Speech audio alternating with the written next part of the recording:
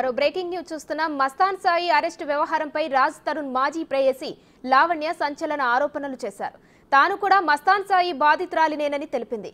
అతడి వల్ల అనవసరంగా తాను డ్రగ్స్ కేసులో ఇరుక్కున్నానని వెల్లడించింది. తాను డ్రెస్ మార్చుకుంటున్న సమయంలో తీసిన వీడియో అతడి ఫోన్లో ఉందని చెప్పింది. దాన్ని పట్టుకొని తనను బెదిరించారని ఆరోపించింది.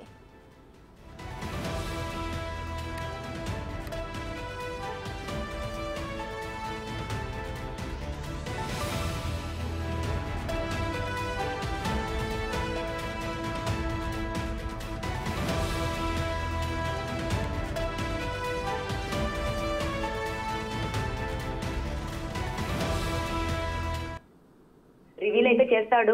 మరి వాళ్ళ ఇంట్లో కెమెరా పెట్టినప్పుడు అండ్ నా వీడియో కూడా ఉంది సార్. అది నేను ఓపెన్ గానే చెప్తున్నాను.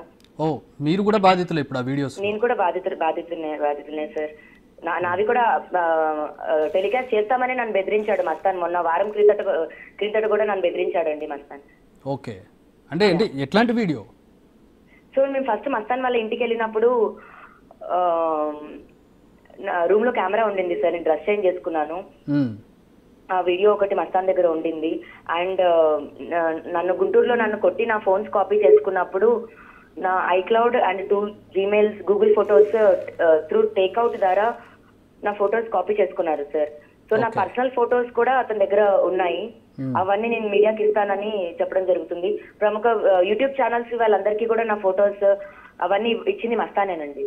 ఓకే, ఇప్పుడు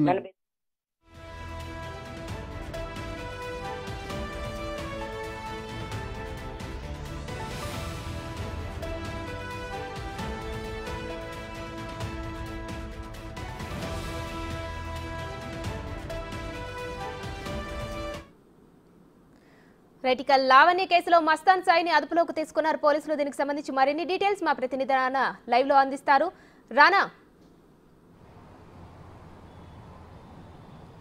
ఢిల్లీ నుంచి విజయవాడకి దాదాపు 30 గ్రాముల MDMA తీసుకొచ్చినటువంటి కేసులో మస్తాను సాయి A5గా ఉన్నాడు. అతన్ని నిన్న పోలీసులు అరెస్ట్ చేసినటువంటి నేపథ్యం కనపడుతుంది. నిజానికి ఇది గత నెలలో దాదాపు 4 మందిని అరెస్ట్ చేశారు పోలీసులు. మస్తాన్ సాయి మాత్రం పరారీలో ఉన్నారు. నిన్న ఆయన్ని దగ్గర ఉన్నటువంటి సమయంలో అతన్ని అరెస్ట్ చేసినటువంటి పరిస్థితి కనపడుతుంది. అరెస్ట్ చేసినప్పుడు కొన్ని కీలకమైనటువంటి అంశాలు తెరపైకి వచ్చినటువంటి పరిస్థితి కనపడుతుంది. ముఖ్యంగా మస్తాన్ సాయికి సంబంధించినటువంటి ఫోన్లో జీమెయిల్లో ఏదైతే డ్రైవ్లో చాలా పెద్ద ఎత్తున కూడా అమ్మాయిలకు సంబంధించినటువంటి ఫొటోస్ కానీ వీడియోస్ కానీ వీడియో కాల్స్ మాట్లాడినటువంటి ఆ ఒక్క రికార్డింగ్స్ కానీ అన్నీ కూడా అది అందులో ఉన్నట్టుగా మనకు తెలుస్తుంది. అవన్నీ కూడా నిన్న బయట పెట్టినటువంటి నేపథ్యం అయితే కనపడుతుంది. దాదాపు 40 మంది దాకా కూడా అమ్మాయిలకు సంబంధించినటువంటి వీడియోస్ అతని వద్ద ఉన్నట్టుగా మనకు ఆ సమాచారం అంటున్నటువంటి పరిస్థితి కనపడుతుంది. దానితో పాటు ఇన్ని రోజులు మస్తాన్ సాయికి లావణ్యకి రిలేషన్షిప్ ఉంది అనేది కూడా ప్రముఖంగా వచ్చినటువంటి నేపథ్యంలో నిన్న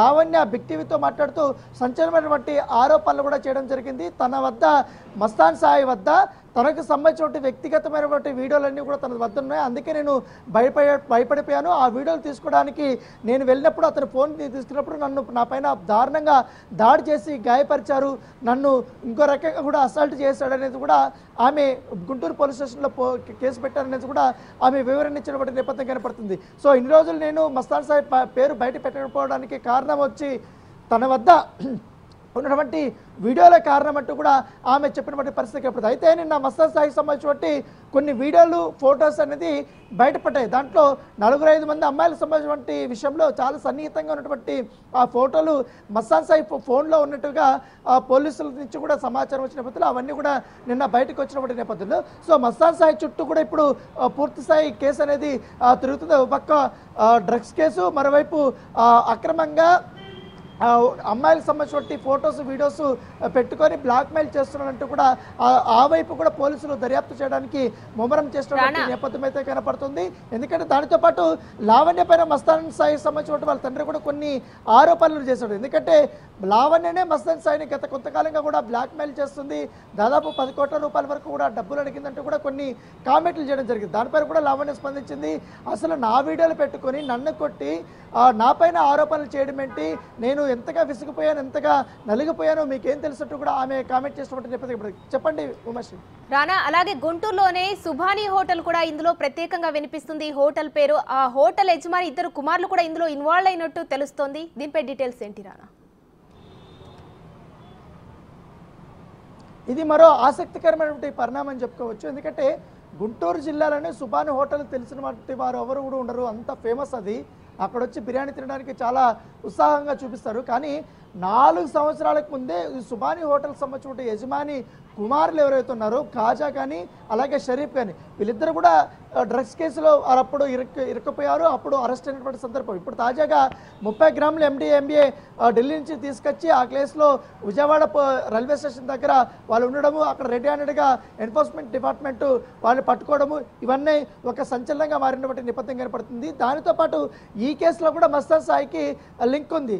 దాంతోపాటు ఇక్కడ హైదరాబాద్ ఉన్నటువంటి వరలక్ష్మి టిఫిన్ సెంటర్లో కూడా మస్తాన్ సాయి డ్రగ్స్ సరఫరా చేసినట్టుగా ఆనవాళ్ళు దొరికిన నేపథ్యంలో మస్తాన్ సాయికి ఈ సుబాని హోటల్ సంబంధించినటువంటి ఇద్దరు ఎవరైతే కాజా కానీ తర్వాత షరీఫ్ కానీ వీళ్ళు ముగ్గురు దాదాపు చాలా సంవత్సరాల నుంచి కూడా లగ్జరీ లైఫ్కి అలవాటు పడి ఎక్కడి నుంచి కూడా గంజా కానీ MDMA కానీ కోకే కానీ వీళ్ళని తీసుకొని వచ్చి ఇటు విజయవాడ గుంటూరులో ఉన్నటువంటి కొంచెం సంపన్నుల పైన టార్గెట్ చేసి వాళ్ళకి సప్లై చేసినట్టుగా పోలీసులు నిర్ధారించారు. వాళ్ళు ఆల్రెడీ కూడా గత నెలలే అరెస్ట్ చేసినటువంటి నేపథ్యం అయితే కనపడుతుంది. తాజాగా 2 వరలక్ష్మి టిఫిన్స్ ఇట్లా సుబాని హోటల్స్ దగ్గర 2 వైపులా కూడా ఇట్లా డ్రగ్స్కి సంబంధించినటువంటి ఆనవాళ్ళు లభ్యమవడం అంటే ఇది ఒక కొంతగా కలవరపెట్టే అంశంగానే పరిగణించాల్సినటువంటి నేపథ్యం కనపడుతుంది. పోలీసులు కూడా అన్ని కోణాల్లో కూడా విచారిస్తున్నారు.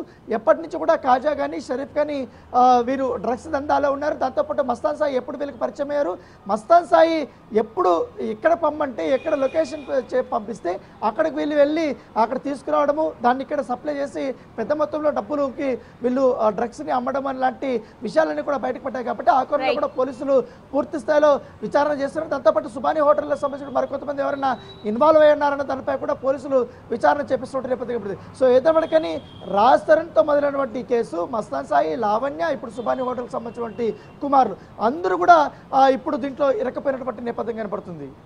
Right, thank you Rana.